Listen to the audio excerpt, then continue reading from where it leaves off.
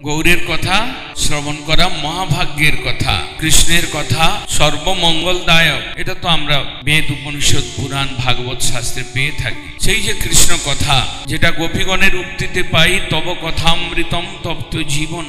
কৃষ্ণের কথা অমৃত পান করলে ত্রিতাপগ্রস্ত হৃদয় জুড়িয়ে যায়, জীবনে সর্বাপেক্ষা মঙ্গল উদিত হয়, আত্মবৃত্তিতে জাগ্রত হয়ে জীবের চরম মঙ্গল লাভ হয়। সেই যে কৃষ্ণ কথা, তারপরে গৌরের কথা বা কৃষ্ণের কথা সমান গৌরের কথা, এরূপটা গৌর প্রিয় মহাজনগণ বলছেন না। তারা বলছেন কৃষ্ণ যদি ঐশ্বর্য এবং মাধুর্যে পূর্ণতা লাভ করে থাকেন এবং তাই তার কথার এত প্রভাব, এত ফল যদি হয়ে থাকে, গৌর কথা, সেই কৃষ্ণই তো গৌর হয়ে এলেন। অবতারী কৃষ্ণ রাধা ভাব দুটি নিয়ে এলেন গৌর হয়ে, কিন্তু কৃষ্ণ কথার থেকে গৌর কথা আরো বেশি মঙ্গলদায়ক।